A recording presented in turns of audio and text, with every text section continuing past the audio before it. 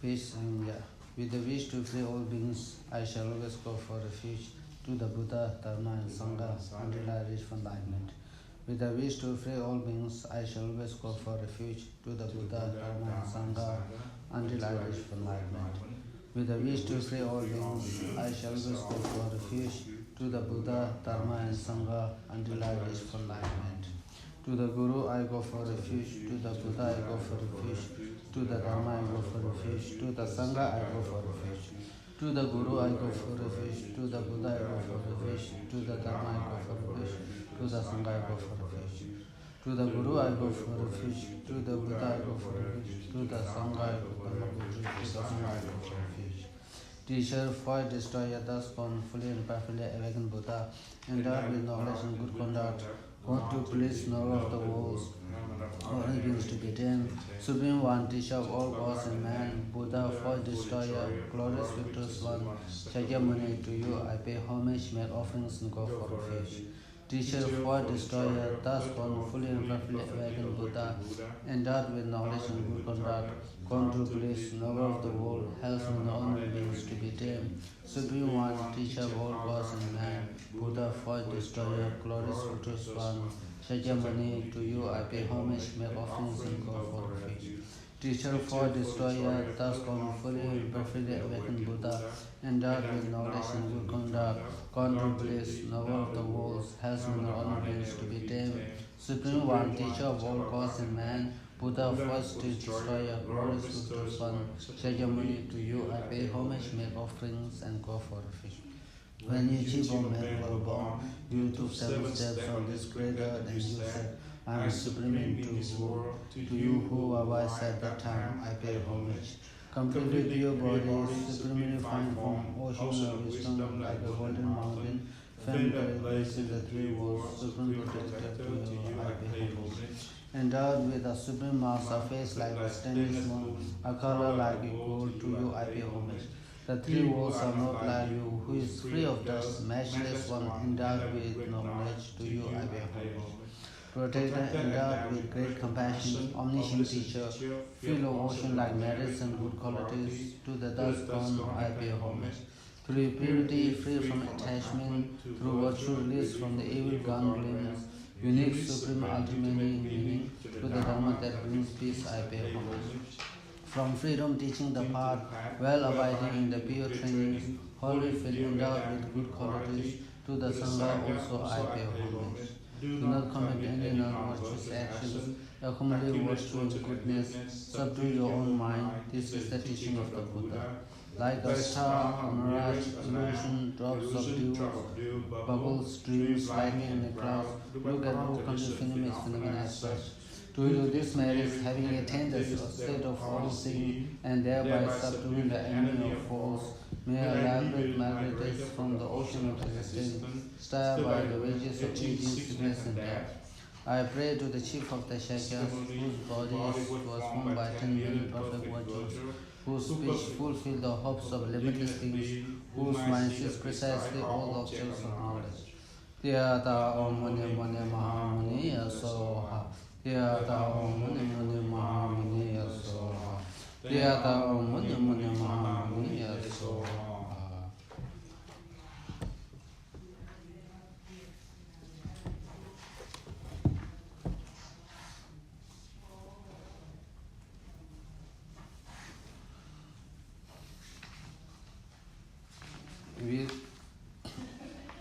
We now reach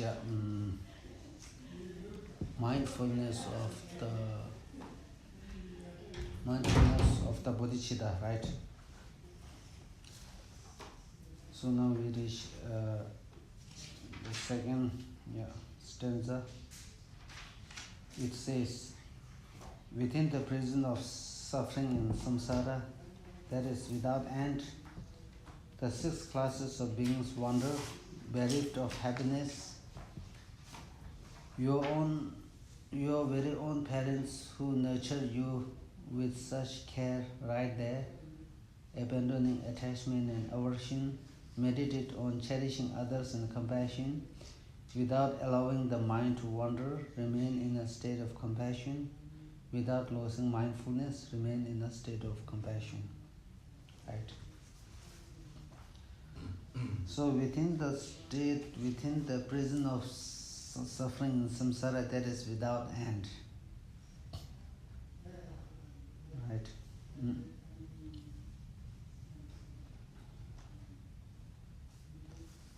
So that means, first verse, within the prison of suffering in samsara, that is without end. What is so?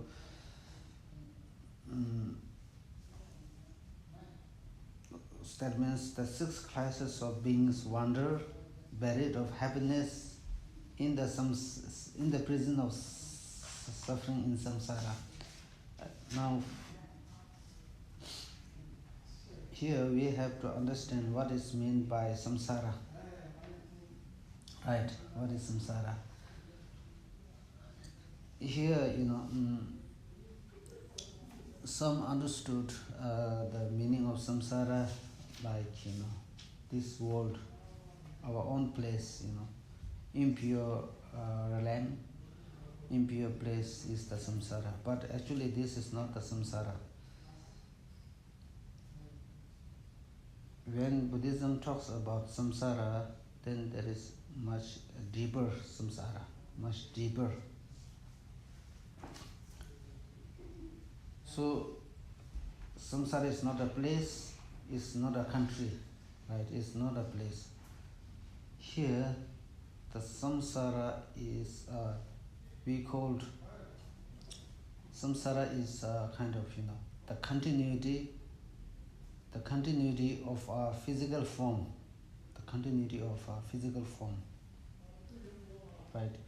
Within us, there is a continuity of our physical form, the tendency to take rebirth, karmic rebirth, through rebirth by the force of karma and afflictions, again and again. There is a kind of continuity within each of us,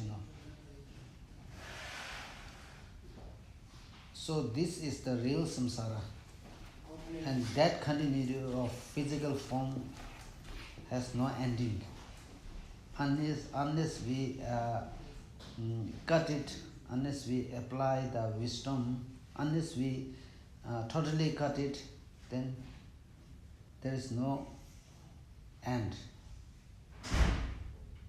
There is no end. That is the real samsara. Right. And then this so-called the continuity of physical form is like a prison. It's a pure prison. Because why it is a pure prison is because it is produced by karma and afflictions, karma and negative emotions. It is produced by karma and afflictions. Whatever is produced by karma and afflictions by nature is suffering, is dissatisfaction. So then it says this prison of some suffering and samsara, in this within our continuity of our physical form, there is a prison, and that prison by nature is suffering because it is produced by karma and afflictions. Now, what kind of suffering, right? What kind of suffering is? There are 16 different types of suffering, and also there are 8 different types of suffering, and there are 6 different types of suffering, and then there are 3 different types of suffering. But mainly there are only 3 different types of suffering. Now in the case of 4 different types of suffering, we have now of course for the individual case, in one's individual case, there is a suffering of birth, and then the suffering of the suffering of sickness, the suffering of old age, and the suffering of death finally. So this is individual suffering. Again, there is a suffering, these are called as the suffering of uncertainty. and then the suffering of dissatisfaction, and the suffering of having to take rebirth, karmic rebirth again and again, fourth. And then there is a suffering of what is called as suffering of loneliness. Suffering of loneliness. loneliness. Loneliness. Oh, loneliness. Oh. Right. Now the first one is the suffering of what is called as the suffering of uncertainty. That suffering relates to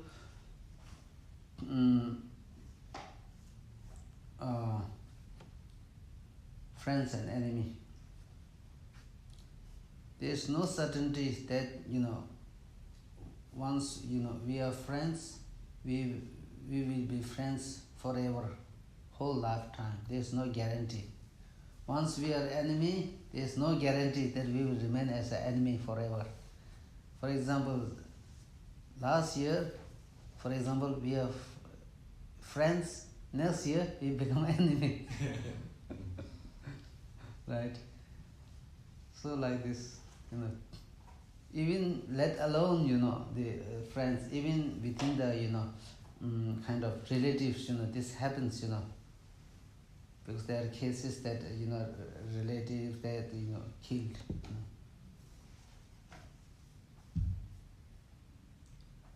So like this. And then, so this kind of suffering, this kind of suffering. And then the second, the suffering also relates to the resources, wealth. That is, for example, in the last year, one's economic condition is good, but this year falls down.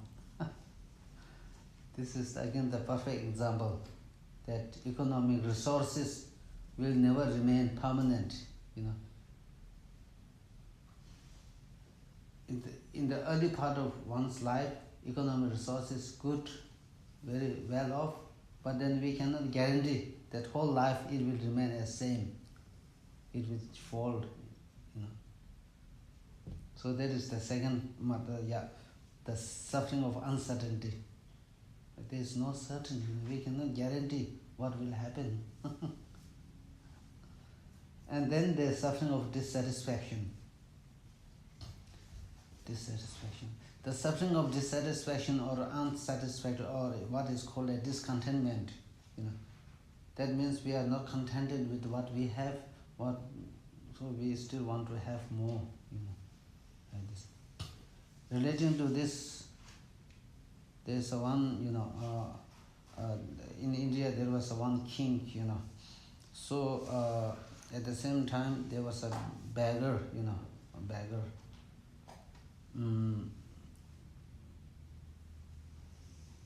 So then, the king was not,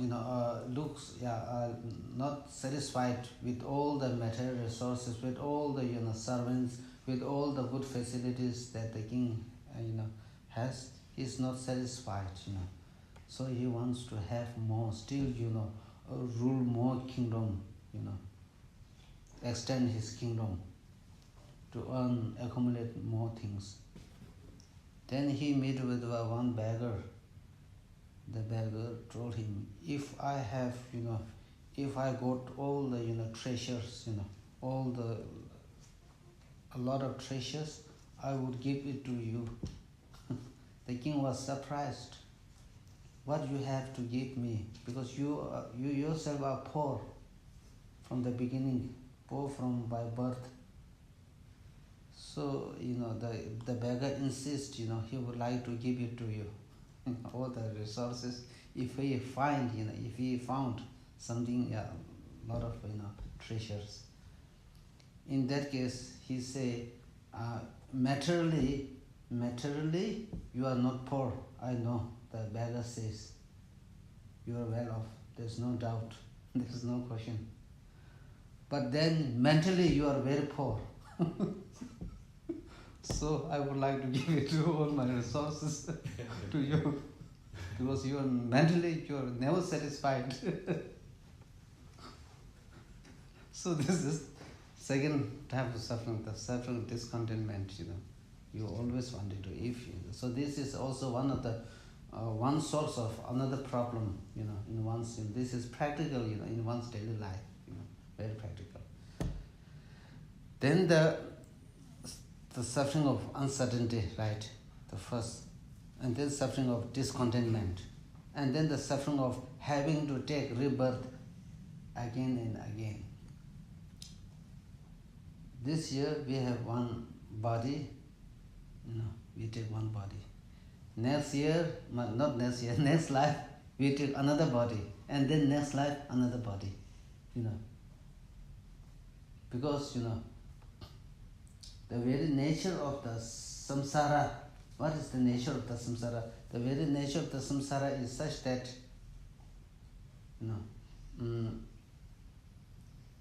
where there is birth, the death follows. Where there is accumulation, there is a loss finally. Where there is a companion or friend, there is separation. So this is the nature. So, having to take rebirth again, and we cannot expect that, we will not die, our body will remain forever. Finally, we have to bid a farewell to this world and take another body. When we take another life, we should have another body, right? Except in the formless limb, you don't need this, physical form. Otherwise, in desired limb and formed limb, you have to take one's body fresh again and again. It is like changing clothes, One cloth, you take another one. So like this. And then the suffering of loneliness. When we take a birth, when we are born alone. Nobody will come together with you to take a birth together with you, with oneself. And then when we die, we also have to die alone. Although while we are alive, we are, surrounded by friends, we are surrounded by family members, and we are surrounded by, one's, companionship. But then at the time of death, one has to travel alone, one has to go alone.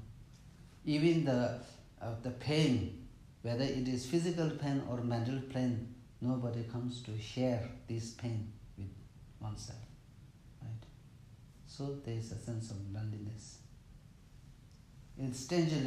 Most strangely is that people face the sense of loneliness, even if that one is living in the city where the population comes to millions, still sense of loneliness. Whereas in the mountains, some hermits, they spend years and years, decades and decades, but they don't feel any sense of loneliness. They always feel connected to the society and all the sentient beings. So again, it has to do with this, It has to do with the heart.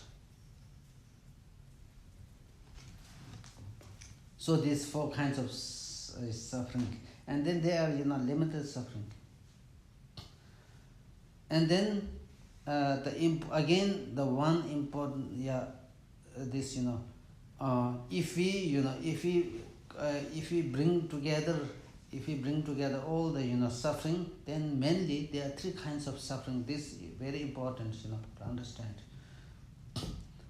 Suffering of suffering. When it comes to now, there are three kinds of suffering. First, the suffering of suffering. When it comes to the suffering of suffering, not human being, even the animals try to avoid. Even animals try their best to separate from the suffering of suffering. Because, right? And then there is a changeable suffering. Only in the human society, now that there is a suffering of change. Animals cannot, try to separate from the suffering of change. Only the humans do. So, because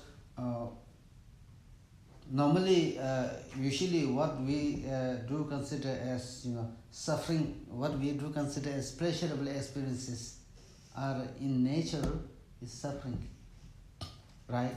Now, for example, what is the suffering of the changeable suffering is,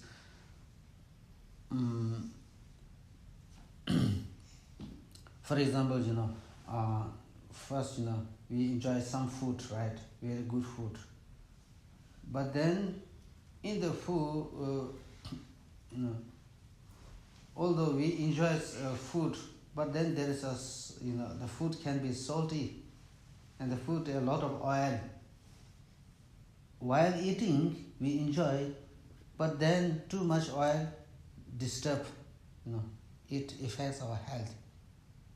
And then after one's stomach is full, after some time you get headache. This first we experience happiness, and then in the second moment it changes to suffering. We get headache. And then we go to swimming. First, the weather is very hot. We go to swimming. First few moments we enjoy, but then too much swimming no good. Then we go and get try to sunshine. And then once the skin gets dark, too much exposed to sunshine. Like this.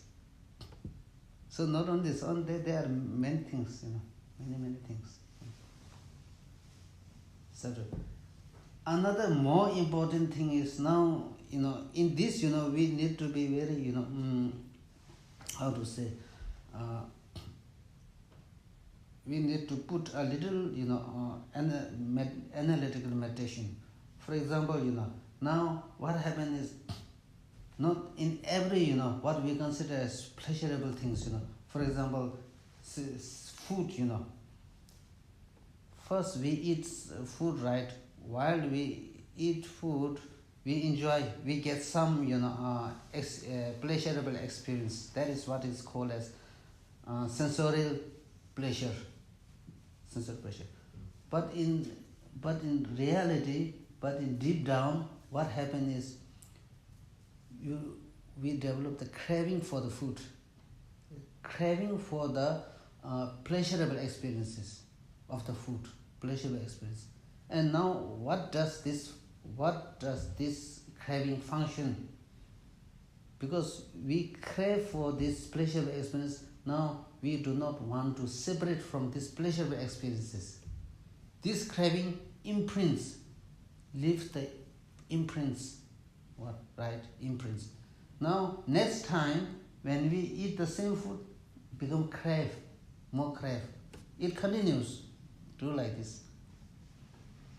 Similarly, we eat, what happens is, similarly, when we eat, not much tasty food, a bad, taste food. Now, when we eat, we don't feel like eating. Now, we begin to develop a craving. Now, this, what kind of craving? The craving of separating from the unpleasurable experience of the food. Unpleasurable experience of food. Now, write this. Now, again, when we have to eat the same food, we begin to dislike.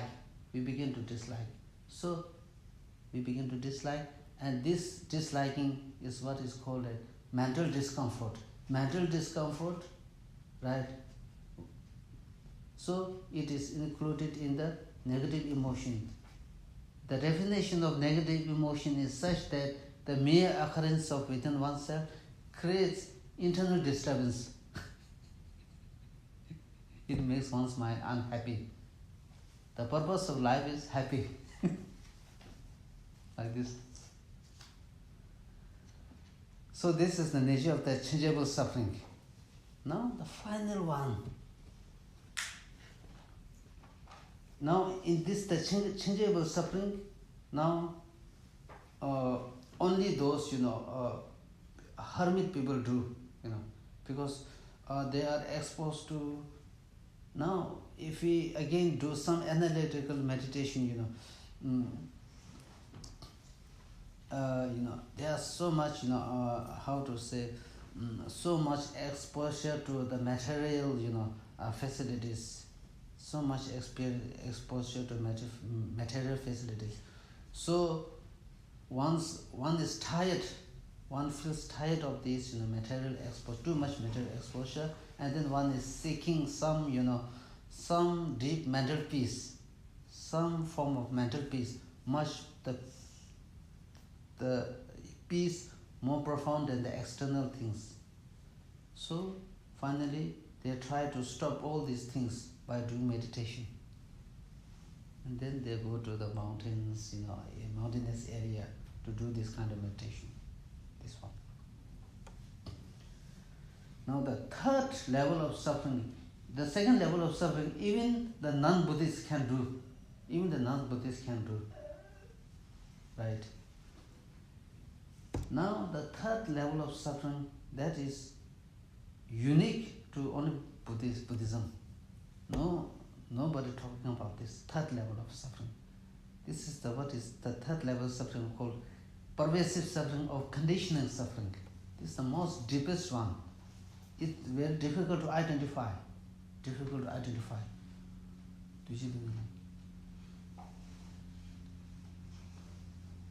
Buddha taught, because of the truth of the suffering, Buddha taught, meditate on the suffering. When Buddha taught, meditate on the suffering, he is not talking about the suffering of suffering. He is not talking about the changeable suffering. Now he principally talking about the third level of suffering. Meditate on the third level of the suffering. Right. Now what is the third level of suffering? What is the definition and what is the nature of the third level of the suffering? That is conditional suffering. This, right, conditional suffering.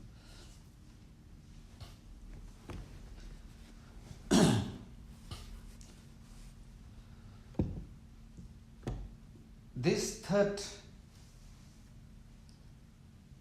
level of the suffering is, we can take 5 aggregates. We have physical aggregate, feeling, composition, and discrimination, and then the mental aggregate. There are 5. So all these 5 aggregates are the example of the conditioning suffering. Because what is meant by conditioning, or what is meant by pervasive, sometimes it is called as pervasive suffering, because this very suffering, conditioning suffering that we have, is pervaded to the 3 realm: form realm, formless realm, and desire realm. Because we have this physical body, we have this conditioning suffering as a physical body that serve as the basis, they serve as the foundation for inviting other two suffering and changeable suffering. Without our physical body, suffering won't take place. Suffering cannot take place. Changeable suffering also cannot take place. But because we hold this body, aggregate, and then other two suffering starts.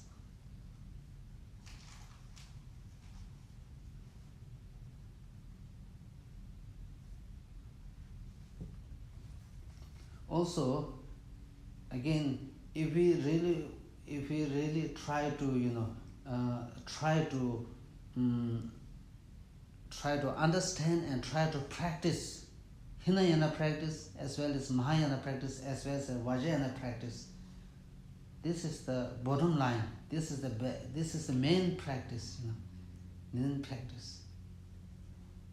Identifying and recognizing this, pervasive suffering, conditioning suffering. Now let us see. Mahayana talks about cultivating bodhicitta for the benefit of entire sentient being, right? And then Hinayana also, the principal teaching of the Hinayana is stress on the cultivation of the renunciation, a sense of renunciation. How can we develop a sense of renunciation? How can we develop an infinite compassion towards, compassion or bodhicitta towards the entire sentient beings. When we see the homeless people, when we see somebody who really need the care, who really need some kind of medical aid, or we simply develop compassion, we are able to develop compassion. On the other hand, when we see a very rich person, very wealth, the person with name and fame and everything running very well, we don't develop compassion, right? No, what is missing? What is missing? Because we are not able to identify the conditioning suffering. Conditioning suffering. We are not able to quantify conditional suffering. Therefore, in the text, Buddhist text, in the many practical Buddhist texts, it says, by understanding the suffering of others, you develop compassion. By understanding the suffering of yourself, you develop a sense of renunciation. So this suffering is none other than the conditional suffering. Conditional suffering. By understanding the conditional suffering of other people, you develop compassion. Compassion is the basis for cultivating the bodhicitta. And by understanding and recognizing the conditional suffering yourself, you develop a sense of renunciation. So it is the conditional suffering. Yet, it is difficult to identify conditioning suffering as a conditioning suffering. Suffering as a suffering. Conditioning suffering as suffering. Very difficult, Once we are able to identify the conditioning suffering, then it becomes, it is now the point where we can, begin to make a spiritual journey smooth. Begin to make a spiritual journey smooth. So long as we are not, this really very, very relevant in the Kyutubje, the great one of the one of the heart spiritual son of Tsongkhapa. In his commentary, one of the commentary, he say,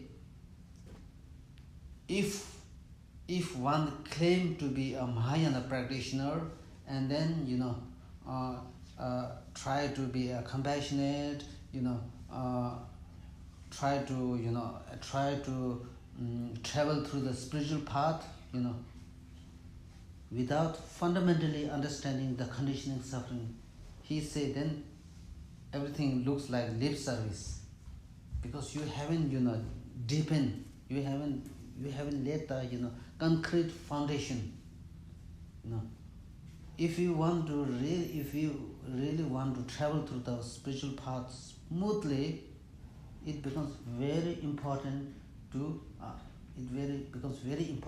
cultivate compassion. In order to cultivate the compassion, conditioning suffering is the basis.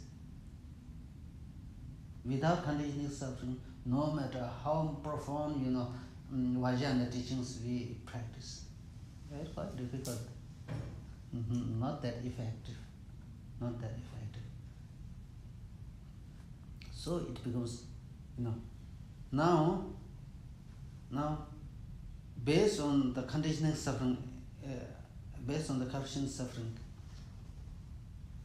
how much you suffer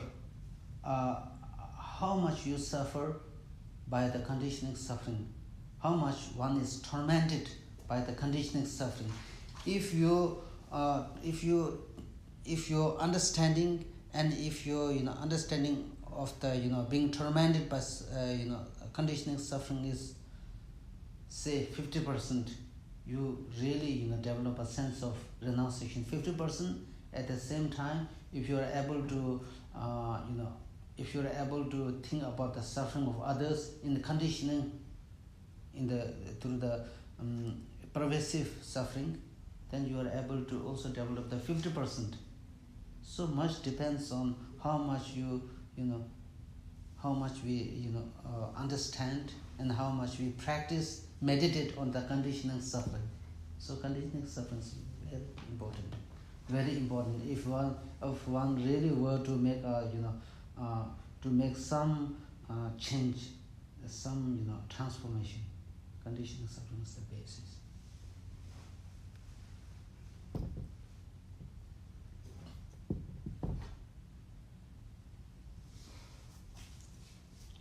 So otherwise we will sometimes find in that teaching the different kinds of suffering, talking about suffering. Of course, this physical suffering, and then there are other kinds of suffering which help us to develop a sense of renunciation, which help us to develop compassion, like this. But not the fundamental, the main cause. The main cause is conditioning suffering.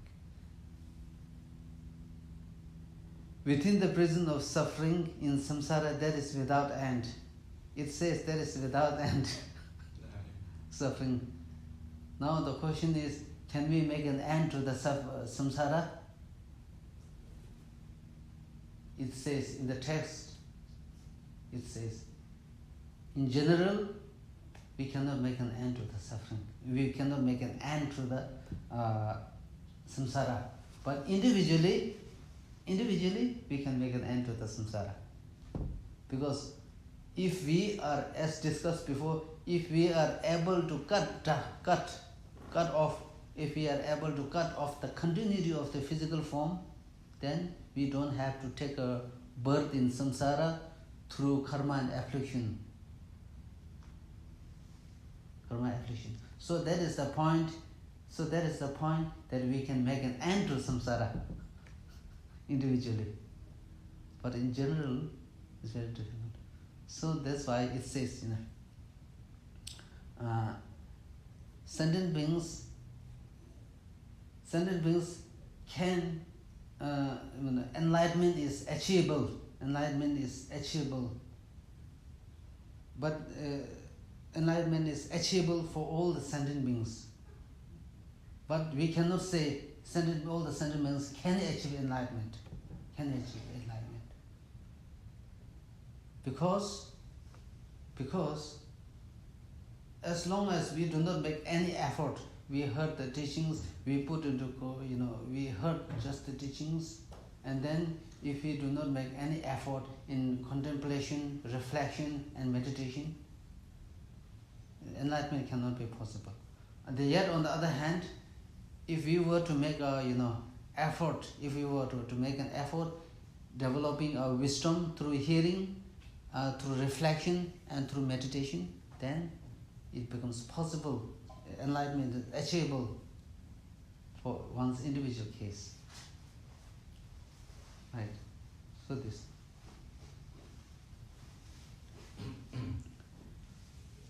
So this is the first explanation. Within the prison of suffering in samsara, that is without end. Samsara is no individually we can make. So there again, whether the samsara is, has end or no end, a lot of discussion in, philosophical texts, in monastic syllabus. I don't go into detail about this. And then the 6 classes of beings wander bereft of happiness.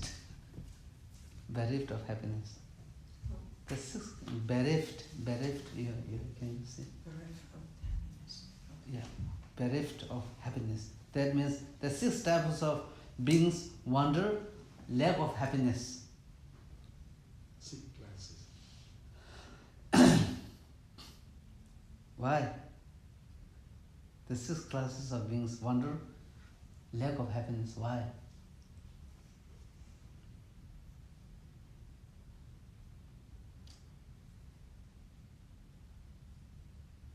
And then when we talk about happiness, there are 2 kinds of happiness. One is sensorial happiness and one is mental happiness. Right? One is sensorial happiness and one is mental happiness. Now,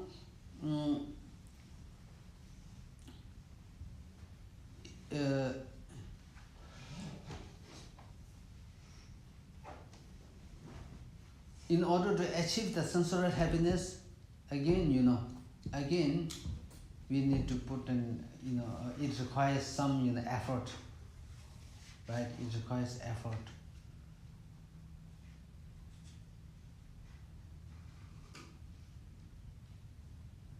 Because the purpose of life is happiness, to achieve happiness, right? The purpose of life is to achieve happiness.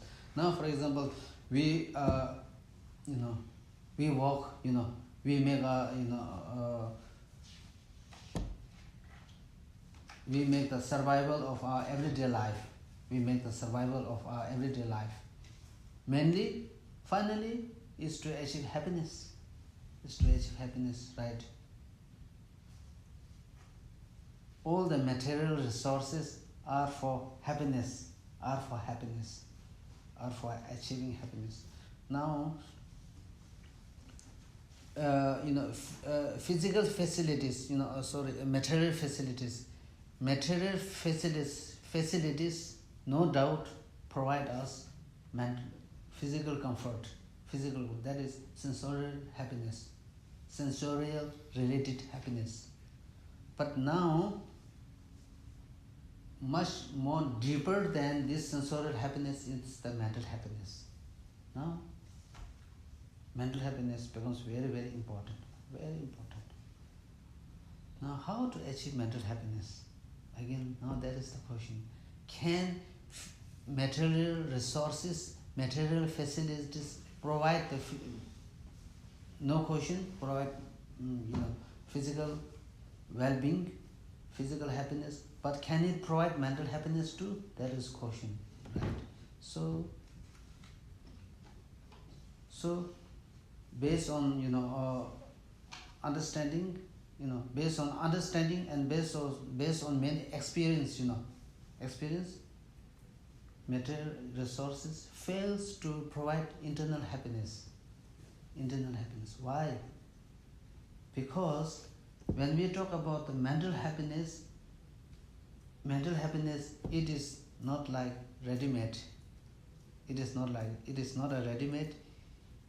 It can be cultivated, mental joy can be cultivated only through mental training. Only through mental training. Right? Now, for example, like say wisdom, say compassion, say like contentment, all the positive, positive thoughts, all this, will not come, of its own. We need to go through the training of these positive thoughts, and it is only through, gaining access to these positive thoughts that we then able to remain calm and we able to cultivate the peace of mind, the joyful mental state. Right? That's why lack of happiness, that's why the big 6 classes of beings wander bereft of happiness, lack of happiness, is because the master, the great Indian Buddhist master, 6th century, 8th century, the great Indian Buddhist master, Nalendra master, Shantideva said,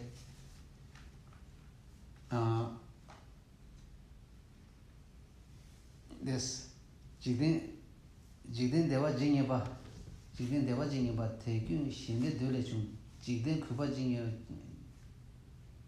jigden dungye jingyeba tekyun dagde dole chung. All the happiness in this world comes from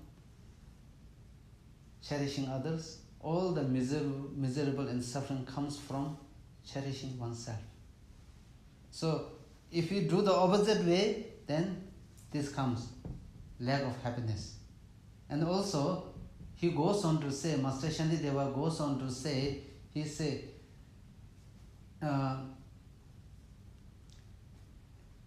although people want happiness, but they destroy the cause of happiness, like destroying their own enemy. Although people do not want suffering, but they run after the suffering. Because of this, Sentient beings are bereft of happiness.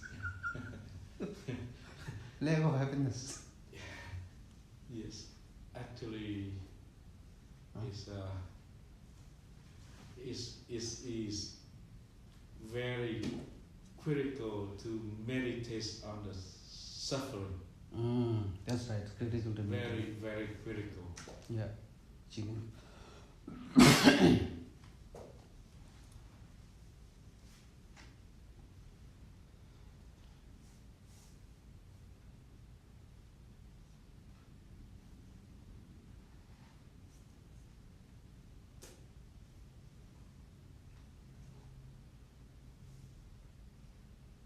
Now finally comes to this, people want happiness, but they destroy their own happiness, like they're destroying their enemy. Do not want suffering, but they run after the suffering. So now the final cause, what is the final cause? What makes all this happen is finally it's the craving. Again, when we talk about, the functioning of craving, now it is very well detailed, explained in the Four Noble Truth. In order, even, now almost everything,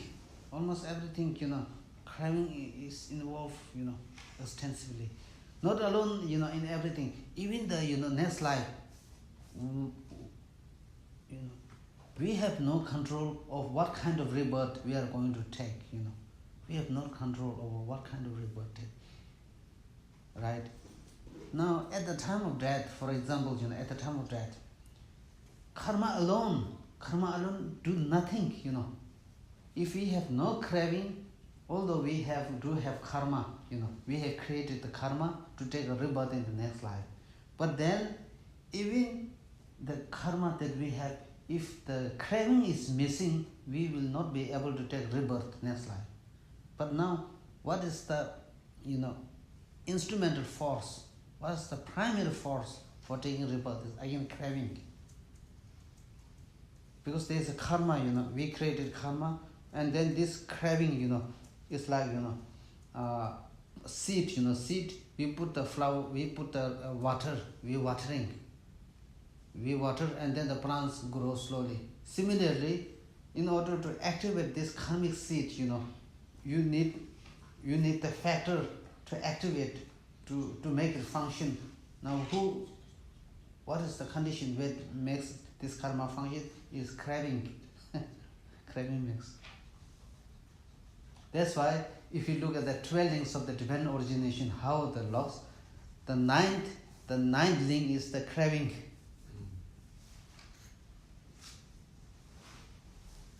And then the 10 is the becoming. And then the what? And then the 11 is the samsara.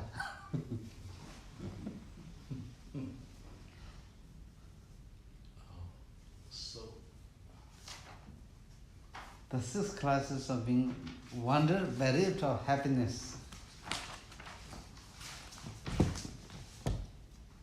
Your very own parents who nurtured you with such care, right there.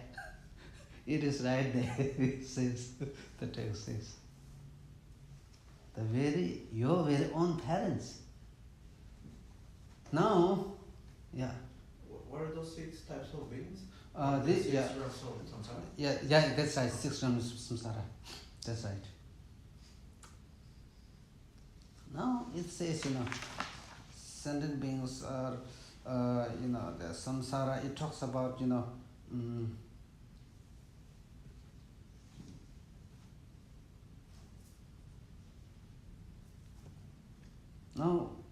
the sentient beings are suffering. Suffering, tormented by the suffering, different types of suffering, and especially the conditioning suffering, pervasive suffering.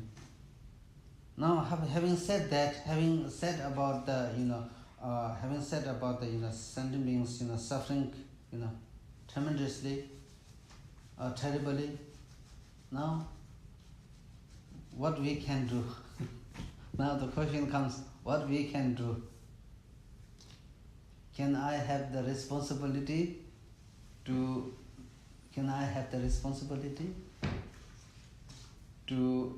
make some changes, to bring some benefit to these suffering sentient beings? Am I shouldered with this responsibility to save or protect beings from the suffering, 6 classes of beings from the suffering? Now the issue of bodhicitta comes. Because we are talking about the second level, the mindfulness of the bodhicitta comes. Right. Now, if you are shouldered, why I have to help, why I need to help the sentient beings who are, who are in the mud of suffering, who are experienced in the mud of suffering. Now it says you have to help. You owe to help. You owe to help. You need to help. Because the question is, because here your very own parents. That means all the sentient beings, 6 classes of sentient beings, has been one's mother since beginningless lifetime. Therefore, it is one's responsibility to connect with them and to help them. In what ways can we help them? Through what ways can we help them? By providing the material facilities, of course, very good, of course, but it's very limited. We can only do in human form, right? We cannot practice in hell. And hungry ghosts, we cannot see. God also we cannot see. We cannot gain access to them. So if we were to really help them, if we were really to connect with them, now the solution is by developing bodhicitta, by cultivating compassion. Says, your own very parents who nurtured you with such care, right there. Now it talks about the cultivation of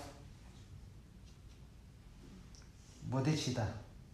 Abandoning attachment and aversion, meditate on cherishing others and compassion. Without allowing the mind to wander, remain in the state of compassion. Now let me talk, we discuss about this compassion, right? Now there are limitless sentient beings over there. There are so many limited sentient beings suffering one after another, and different forms of suffering, different forms of suffering. Now it says, you need to help them.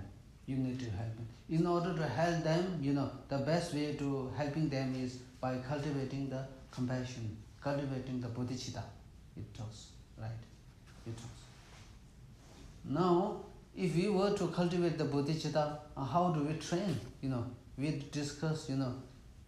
We discuss, because bodhicitta is not a ready-made.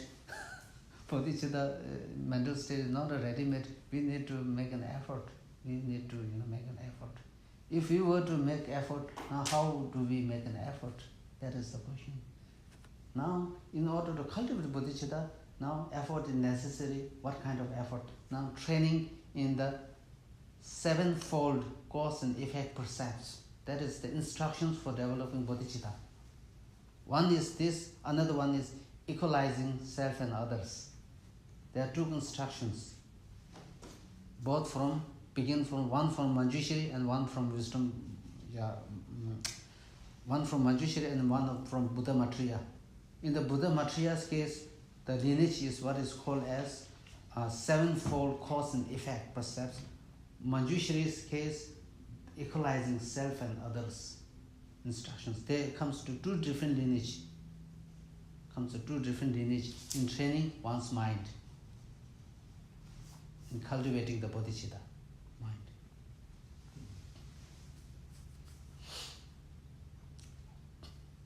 So now this one is talking about sevenfold cause and effect. Right? In order to develop bodhicitta, there are 7 steps that one need to train in.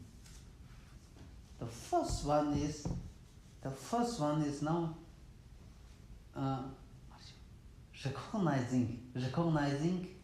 recognizing all sentient beings as one's mother in past life, in beginner's lifetime. Now, right? Recognizing all sentient beings as one's past life. Now, what it has to do with, recognizing all sentient beings as one's mother in one's past life? This alone will not, directly connect with the sentient beings. This alone. We understand, right? This alone.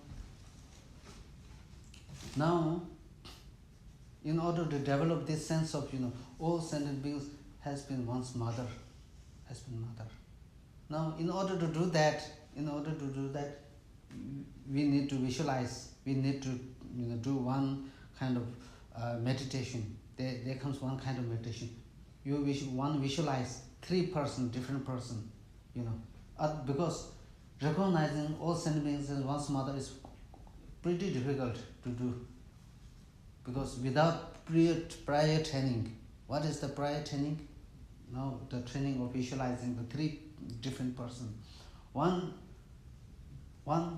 enemy, to whom you don't dislike. One is one's close one, very dear, friend or whatever relative. One is neutral person. There are 3 persons, right? We need to make the equal. First now, normally what happens is, there are 3 people, if there are 3 people, all these 3 people need the help of yours, need your help. Now, without much investigation, without much thinking, instantly, if you were to help, definitely you would help the one whom you feel close. No doubt. There is no doubt. No question.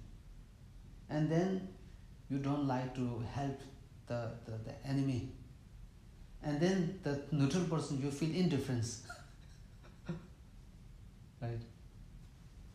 Now, this is the nature, this is the nature. Now, if we, make a close examination, now if we check, why you are helping for someone whom you feel very close, you are helping. Why you don't want to help for the enemy?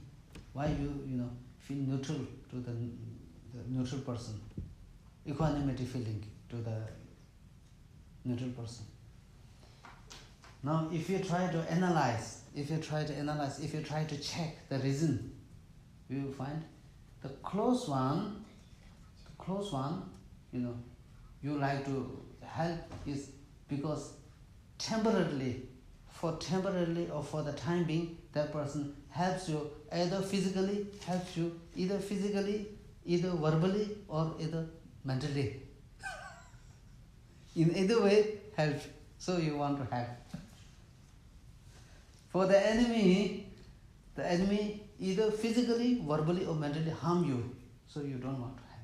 So this is the ultimate reason. If you try to analyze, right? Now we need to get rid of this kind of thinking, and we need to make our mind equanimity for all these beings. How to do this? Right? Now how to do this is now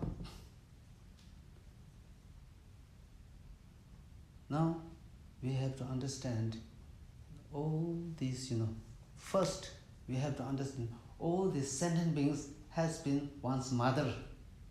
In order to understand this, you need to prove the past life. just having a faith, not very powerful impact, powerful effect. Just believing, not powerful effect. Only thing is now use the logic and reason. In the second chapter of establishing Buddha as a valid teacher, in his in Dharmakirti's work, in the Dignath, in the great Indian master Buddhist Narendra Master Dharmakirti, in Dignath's work, much has been explained, proving the existence of the past life. Right. So now we need a critical logic and reason to prove the existence of the past life. Once past life is established, future life you can establish easily. Yes. First, the important thing is to establish the past life. So in order to establish the past life does exist, you need to, faith alone is not enough. We need logic and reason to prove. Need a pure logic and reason to prove.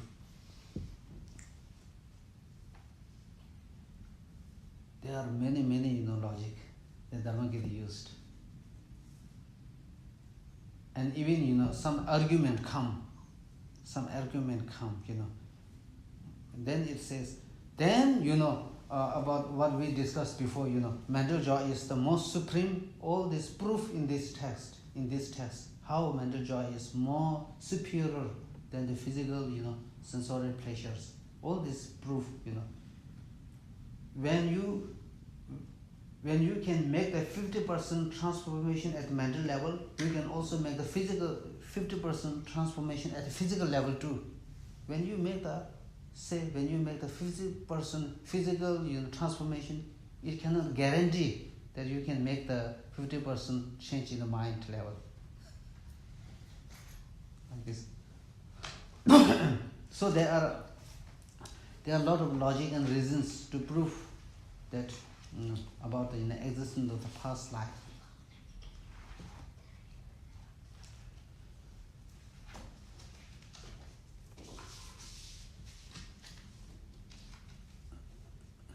And also, now the most detailed explanation about the proving the existence of the past life is, now the question comes, whether we believe there is a more subtle mind than our present moment of mind. In our waking state, in our 24 hours, the waking state, our mind is very, gross. We have gross state of mind. Now, when we go into sleep, especially dreaming, the mind becomes little grosser. And when we in the sleep, mind goes much subtler. And then when during the fand and then fending, then mind becomes much subtler. And then at the time of death, the most subtle mind. So this comes the subtlety of the mind, whether we believe in the subtlety of the mind. Once we believe in the subtlety of the mind, what is, we all know the clear light of death, the basis mind, the basis clear light. So the basis clear light mind is the foundation for the next life. It's the foundation of the next life. Without a very subtle mind, we cannot prove the next life. So it is a very subtle mind which goes to the next life, with the fuller understanding and fuller knowledge of how death process goes. Now, if we have the very clear understanding, explanation of how we die, then we prove there is next life. There are eight dissolution, external dissolution, internal dissolution, both 8 external dissolution and the internal dissolution. And then we also one of the most important things is that those people, I think you heard those people in the meditation took them those in Tibetan community, some great masters, they die, then their body remain very fresh with lustrous on their face. Or death, heartbeat already stop, blood circulation already stop. Clinically announced death, complete death. But then body remain, body fresh. Why it happens?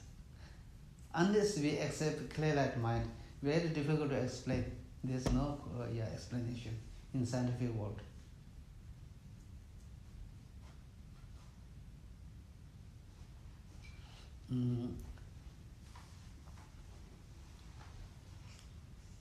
So about this that many great masters.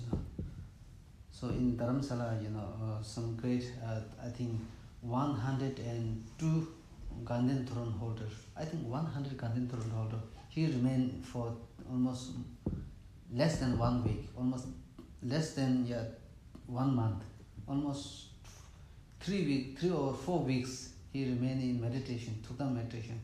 Clinical death. And then some,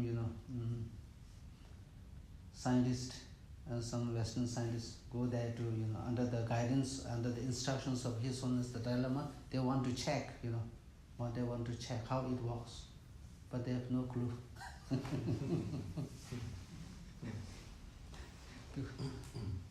Mind itself is very subtle, We are talking about the clear-light mind. So like this. So now go back to the earlier story. It's a clear light. So you need to prove the past life. So once the past life is proven, now then you can easily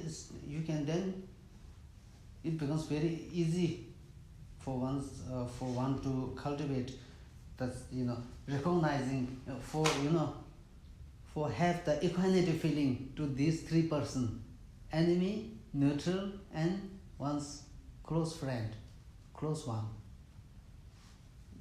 Because now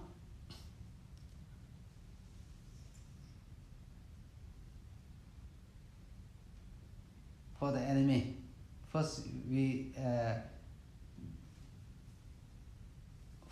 we go to neutral person, because enemy right from the beginning very difficult. Because the moment we get enemy, there's a volcano eruption. Right? So then we first, as a easy step, we first visualize the neutral person, because you feel equanimity, no hatred feeling. So then this neutral person, while we feel different, then that just like one's mother in this present life, in this very present life, how much this mother extended or provided the help, both in many ways. In many ways, this present mother provided the best of the help. Even in some cases, risk her life for one's own interest. The same thing, the same neutral person has been in many lifetimes done the same thing, just like one's present mother. So you develop some equanimity, and then we move to the in this one enemy. Now, because of certain certain kind of behavior or conduct, certain for very trivial issue, for very small matter, becomes enemy. But then, while this person has been our mother in many beginningless lifetime, the same present mother, just as the same present mother extended the best of the help in her own best capacity, this has been done by the enemy. Small matter make enemy, but on the other hand,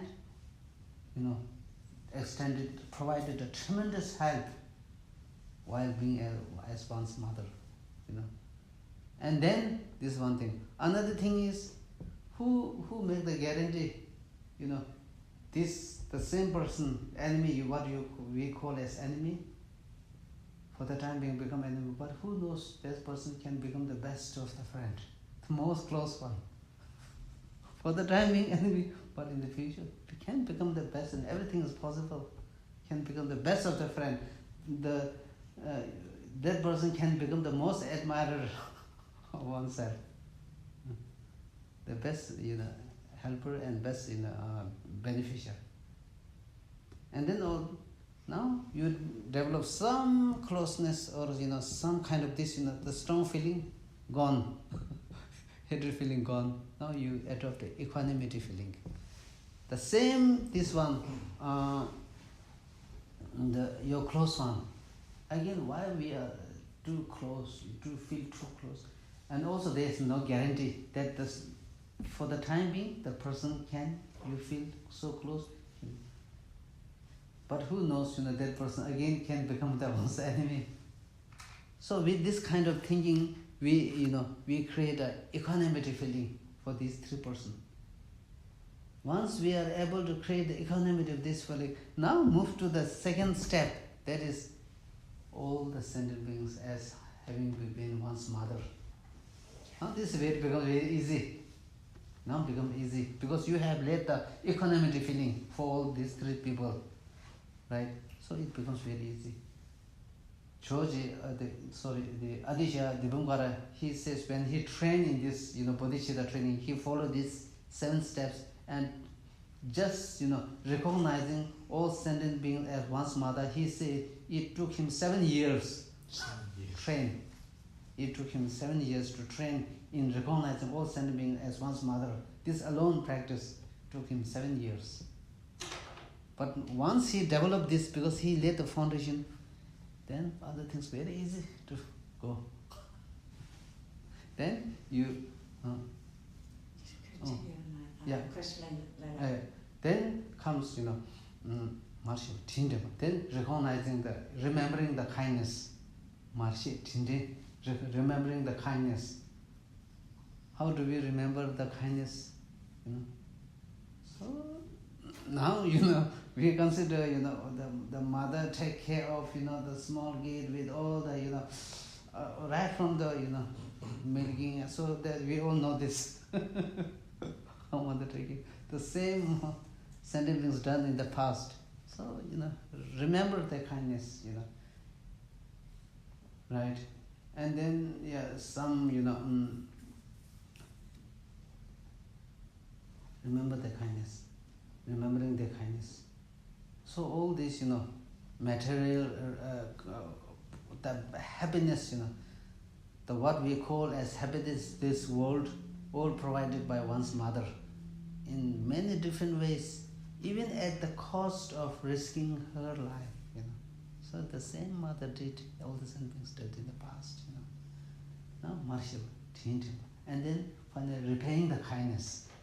How do we repay the kindness, So that is the question. Again, I say, of course, by, providing material resources, by providing all the help in one's best capacity, wonderful,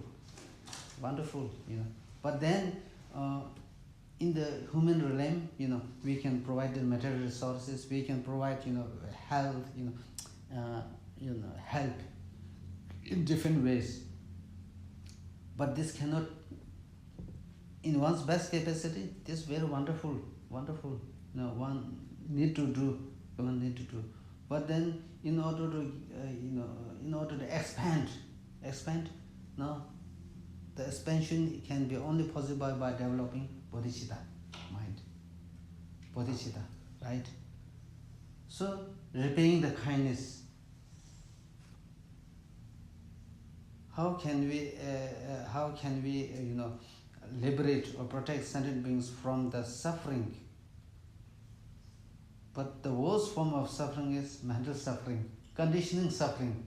We need to get rid of the conditional suffering of all the sentient beings. In order to do that, we have no capacity now. we cannot do, because we ourselves is under the suffering. How can we help? If we were to help, then the only possible way and the best means is by cultivating the bodhicitta. It is only through becoming oneself enlightened, then one can give, provide the fullest benefit, fullest help, right? So the third, repaying the kindness. For example, we say, once mother is blind, and then she is, the example in the text is given, once mother is blind, she is walking on the edge of the mountain, about to fall. She will help, right? If you remain indifferent, this is how to say, we call ourselves shameless. We do not recognize her kindness. We do not recognize her kindness. So it's like that. So repaying the kindness. Repaying the kindness. After that, now you develop the love. Love. This is what is called as unconditional love, unbiased love. Again, that's why we say, we can, for the individual person, we can easily develop compassion. For example, we say before, like for the beggar, for the homeless people, who need help, we can easily, develop compassion. But then for the other people, wealthy people, all these, what are called as millionaires and billionaires, difficult to get compassion. Because we are not able to identify the conditioning suffering, as we said before, conditioning suffering. They are under conditioning suffering, no matter how rich they are, but still under conditioning suffering, like this. So love, unconditional love. What is unconditional love? Unconditional love is, we need to make the difference between unconditional love and unconditional compassion. There's a difference. Unconditional love means, just wanting to have all sentient beings happiness. You wishing all sentient beings to have happiness. This is the love, unconditional love. And then the next is unconditional compassion. Unconditional compassion is what? Unconditional compassion is wanting all sentient beings to be freed from suffering. Freed from suffering. I just wish. Now it's, of course, very good. Of course, very good. You want all sentient beings to be freed from suffering. Very good. Very nice. But just wishing alone is not enough. That's why His Holiness the Dalai Lama says, make the action. Right? Now after this, after unconditional compassion, next come is what? Next come is what is called as laksan. In Tibetan we call laksan. In English it is translated as resolute intention. Resolute intention. Now this is very courageous. Now this is very, very courageous. The definition of resolute intention is that now in order to get rid, in order to save, or in order to free it, now you again we need to make two different things. Wanting to save and wanting to free it. Wanting to save is more powerful than wanting to free it. Even those Hinayana practitioners, Hinayana, they work for their own self, they work for the achievement of their own, arhat state, cessation, complete liberation. They work for this. They also do have, how beautiful it is. How beautiful it is if I save all sentient beings, if I free all sentient beings from the suffering. But what they are lacking is the wish to save all sentient beings from the suffering. So this only the unique practice of the the unique practice of the Mahayana practitioners. They want not only free sentient beings from the suffering, they have a very strong urge to save all sentient beings from the suffering. Not by a few people. They shouldered I myself alone will do this. So this is a sense of tremendous courage involved, tremendous determination, tremendous courage. I myself alone will do this to save all sentient beings from the tremendous suffering. Now this resolute intention. At that very point,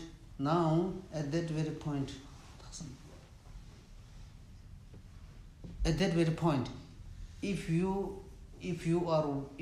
are working to realize emptiness, if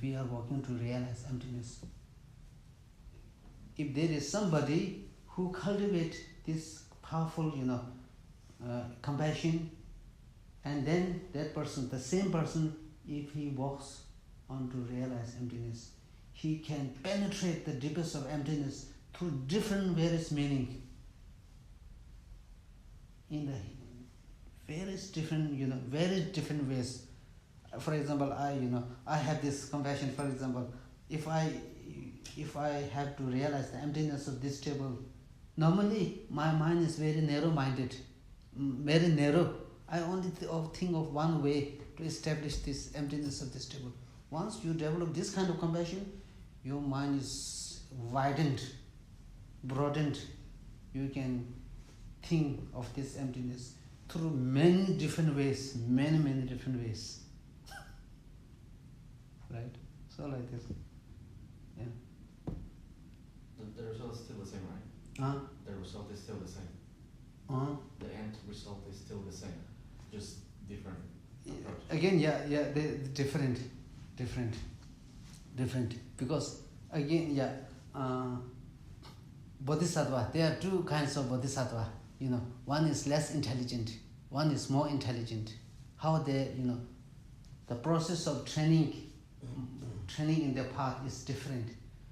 For the intelligent bodhisattva, what they do is first they develop both intelligent and less intelligent bodhisattva. First, the rule is same. First they cultivate compassion. This is equal.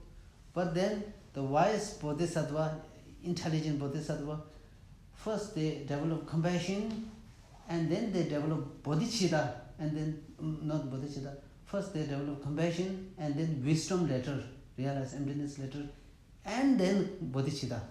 In the less intelligent bodhisattva, first they develop compassion, and then they develop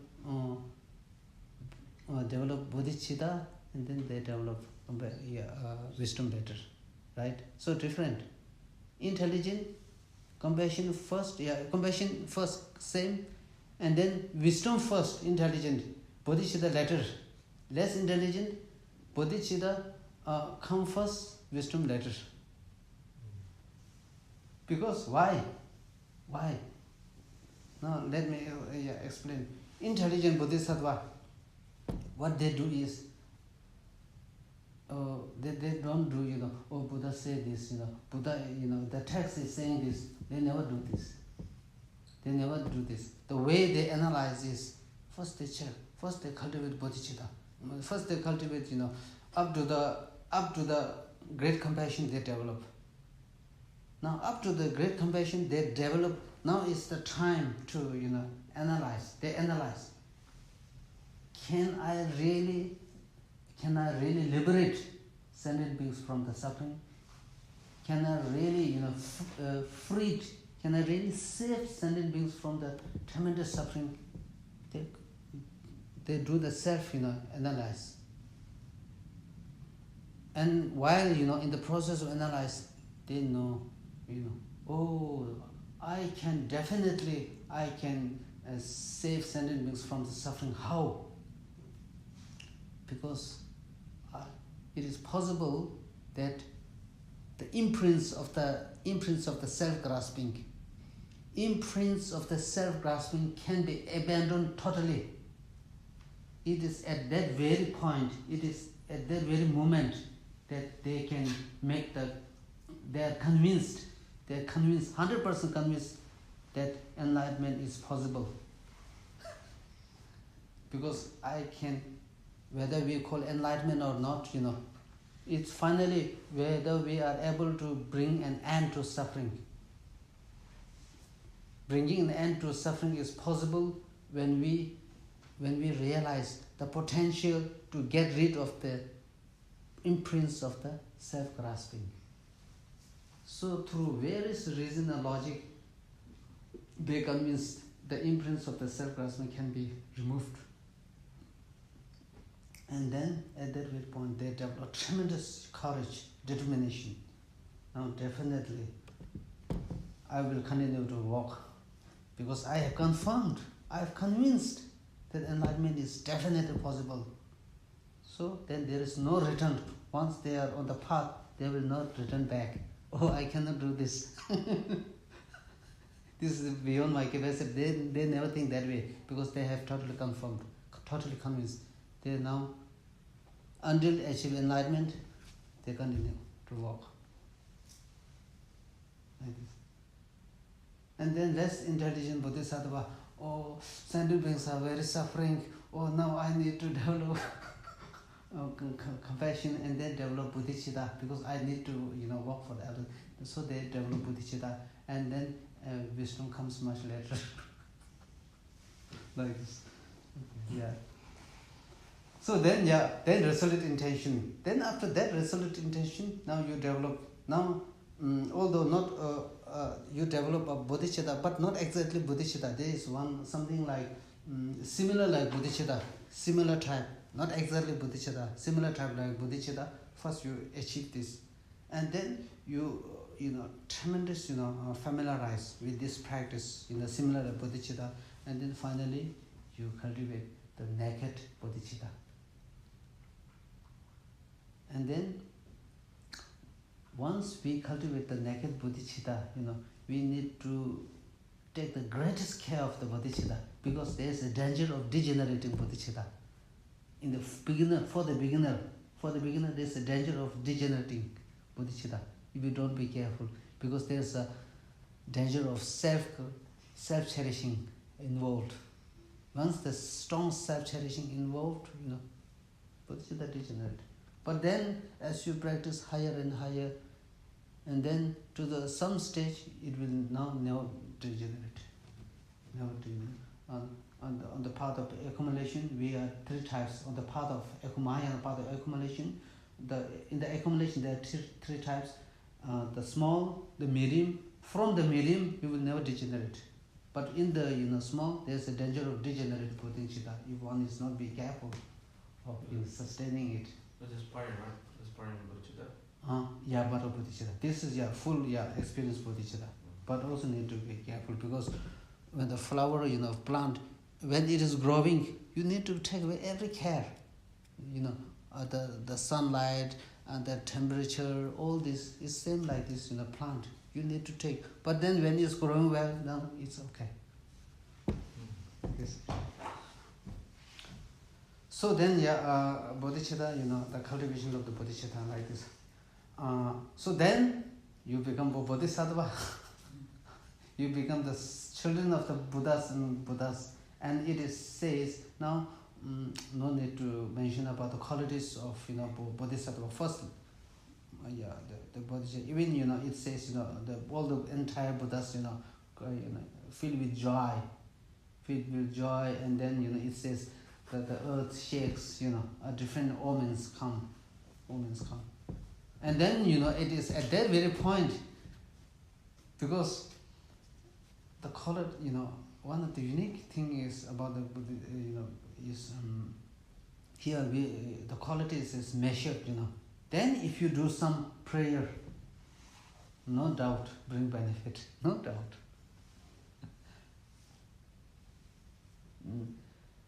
Even you see one who has the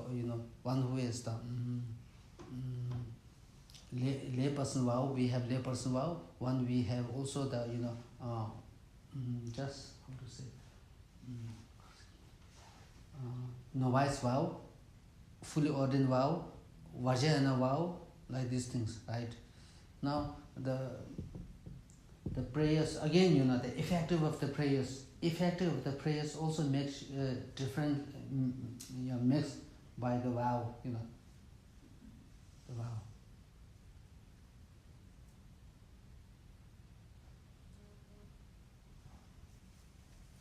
Also, this when we have bodhicitta mind, then definitely it brings, no doubt, it brings benefit.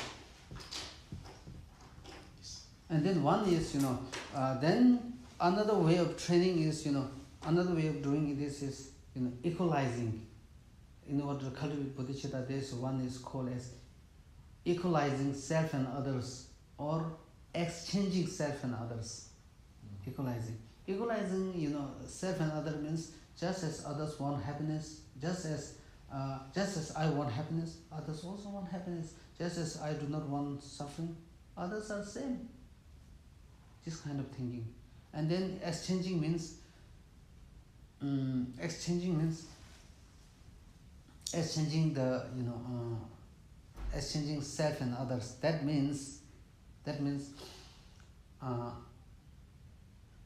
you exchange, normally the sending brings what? Sending brings cherish.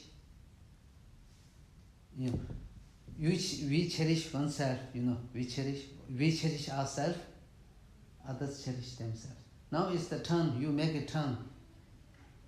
Cherishing others more important than cherishing oneself. So you exchange, right? So in order to do that, again you need to do some practice. That means we think about the defects and shortcomings of being self-cherishing, and think more about the advantages, the more advantages of doing, others cherishing others. So this is how we trained in exchanging self and others. Yeah. Who gave those 7 points? 7 point, actually it comes from Buddha Shakyamuni. Buddha Shakyamuni transmitted this to Buddha Matriya, right? Buddha Matriya transmitted this to Asanga, Indian Nalendra Master Asanga. Asanga transmitted this to his brother Vasubandhu, the great old, and then Vasubandhu transmitted this to, finally comes to Adisha. Adisha's lineage is the one which comes also from Manjushri and Matriya, so up to the Tsongkhapa. So both the lineage of extensive and profound lineage, right? Like this. And then here now we read, your own very parents who nurture you with such care right there, abandoning attachment and aversion, meditate on cherishing others and compassion. Abandoning attachment and aversion, we already discussed about this. Meditate on cherishing others. So this is how we cherish others. Because how to cherish others, and compassion, how to meditate on cherishing others. Now, normally we believe, normally here, for example, not everywhere, we work, right? We work and we get salary, we get income, right? So then we think, I work, I get my salary. But then if you think really deeply, now you become famous. Also, why we become due to others' kindness, right? You become famous. Even now, I think, I can almost say, the act of any kind of human, at least has some positive thing. As we said before, all the situation, we cannot say this situation is complete black, we cannot say this situation is complete white. any situation, given situation, there is both positive and negative. So that's why I had some question earlier. We're talking about the person and the action of that person. Yeah. That person is not even, the action is not even harming to me. He's not my enemy. The action is not, that's not any harm to me. But it could have some like very negative to some other sentient being, or to some other thing. So we can think of, develop a bodhicitta toward himself as because he or she is a sentient being who's once in your past life have been your mother. Yeah, that's right. You have compassion toward that person. Yeah. But the action is not good. That's right. So how do we train ourselves to still have compassion toward that person? But because we cannot condone the action of that person, how do you make yourself so that you don't have this I understand. hatred or a little bit despise or agitated toward the action of that person? I see. It's, come. Can I come in? Yeah, I understand. Yeah.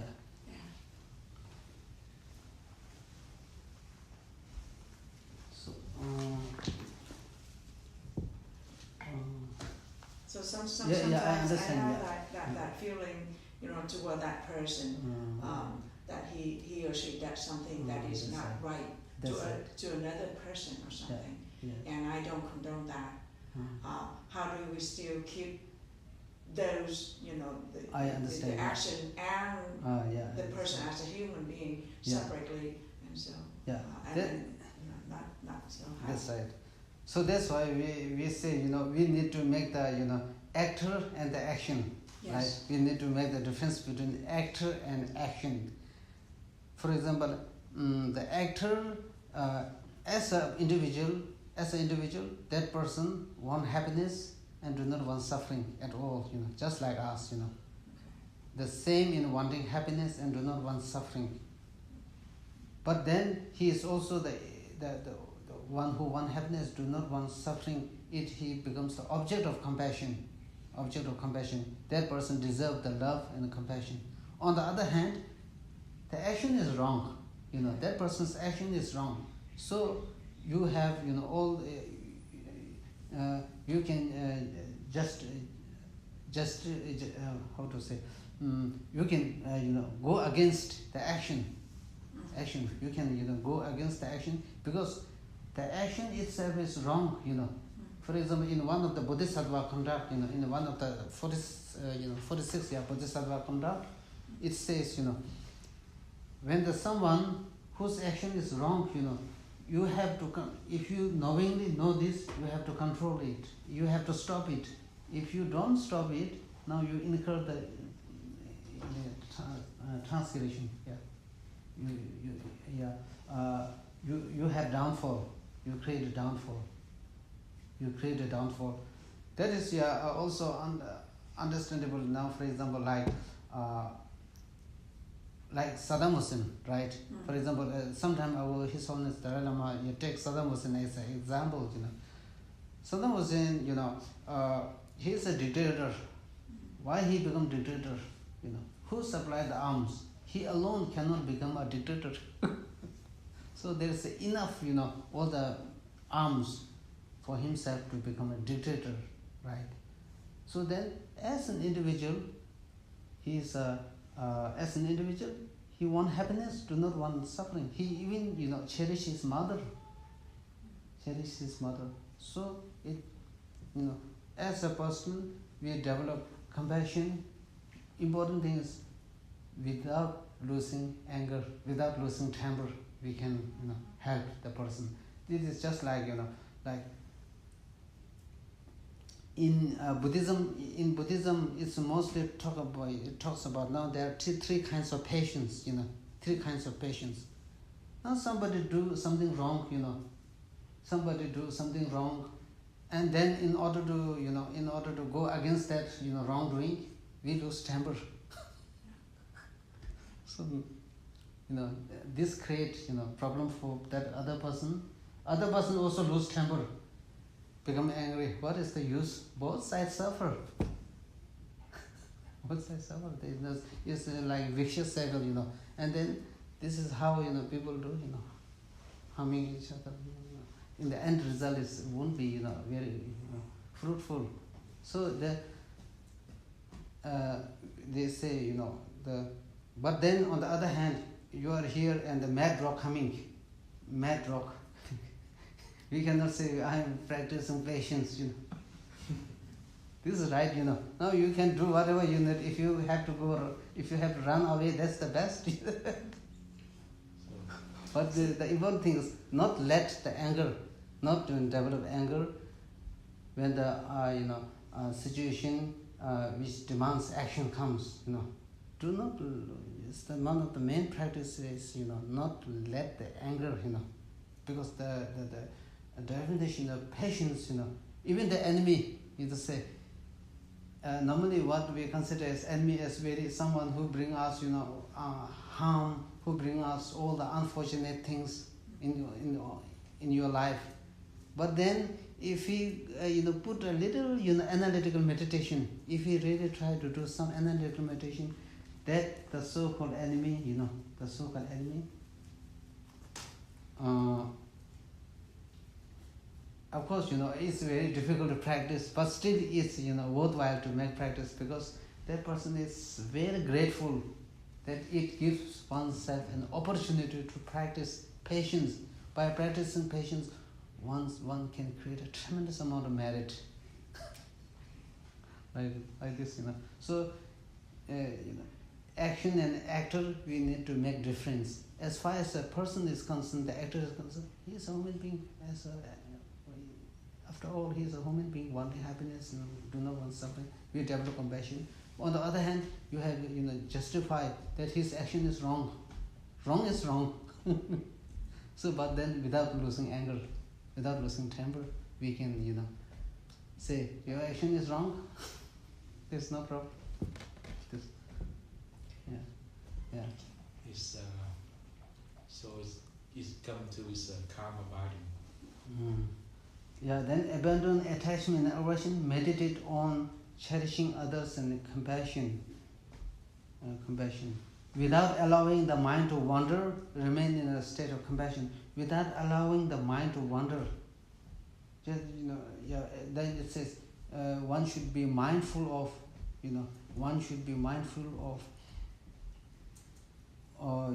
mindful of the compassion, remain in a state of compassion.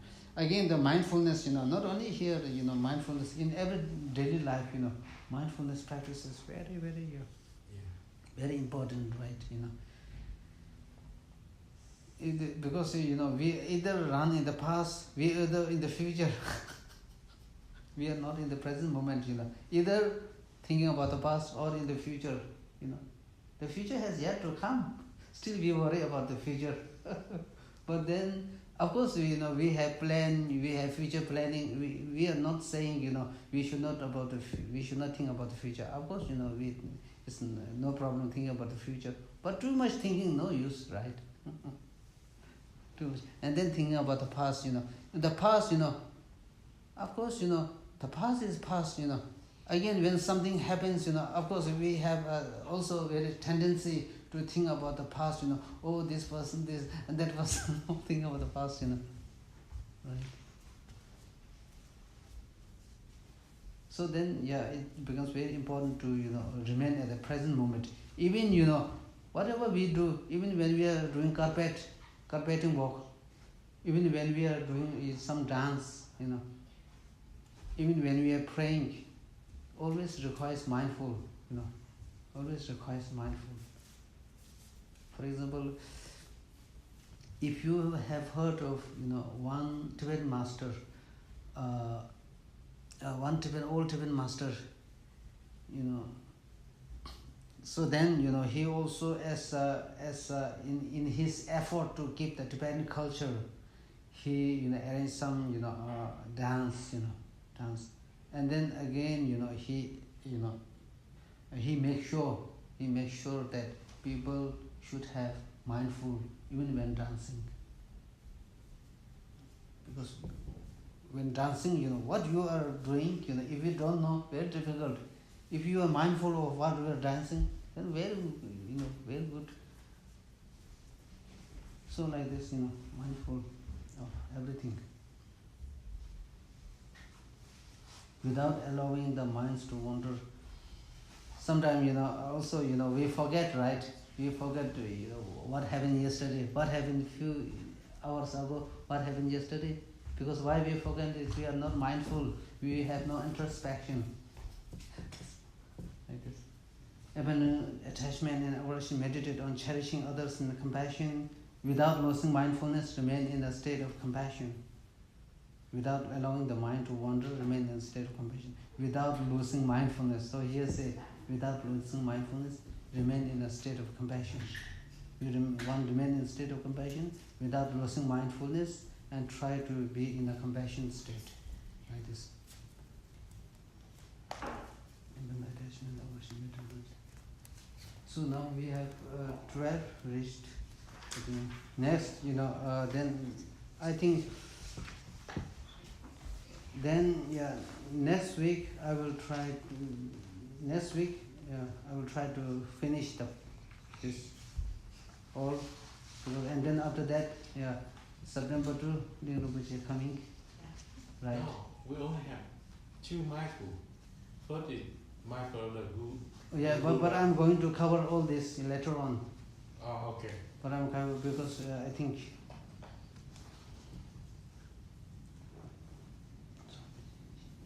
And then after that, the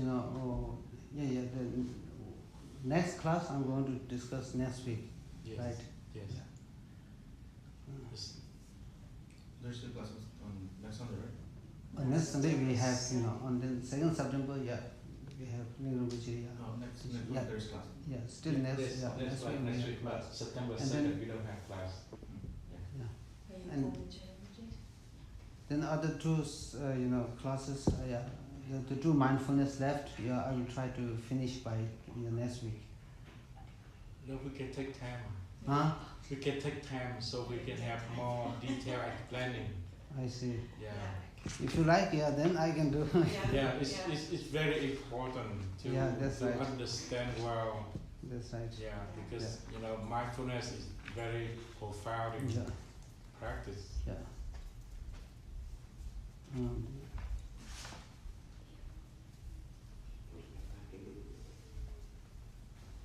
So it shows you need to remain in a state of compassion.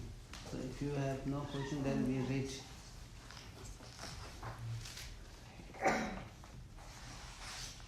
page 47.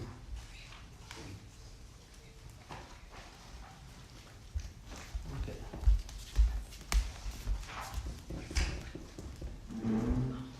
We read. Due to the merit of these virtuous actions, may I accurately attain the state of Guru Buddha and let all living beings without exception into their enlightened state.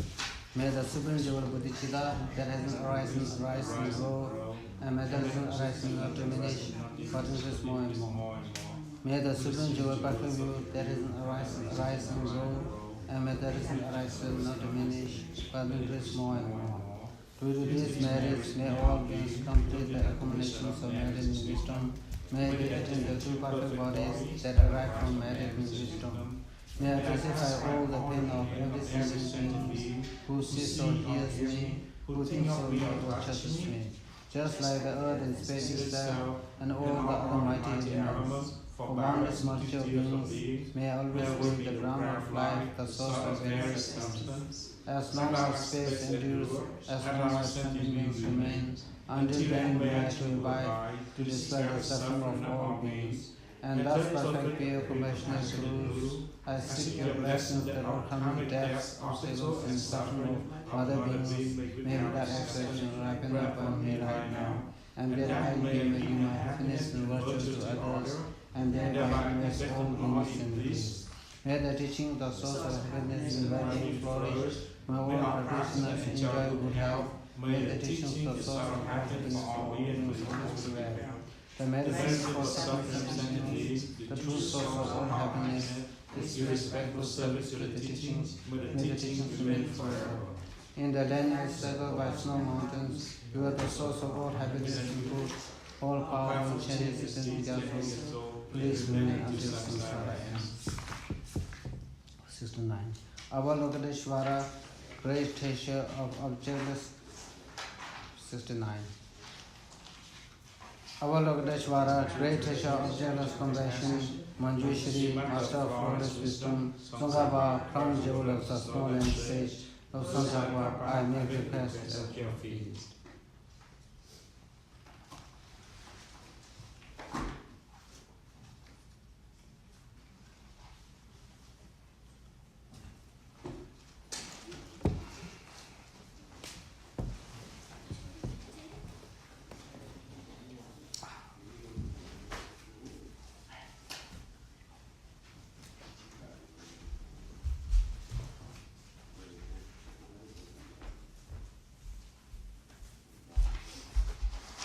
Okay, thank you. Thank you. Thank you. Thank you. Okay, thank you. Thank you.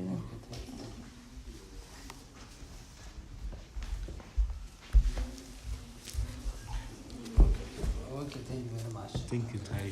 Yeah, thank you very much. Very profound teaching. Yeah, okay. Thank you. Yeah. Okay, thank you.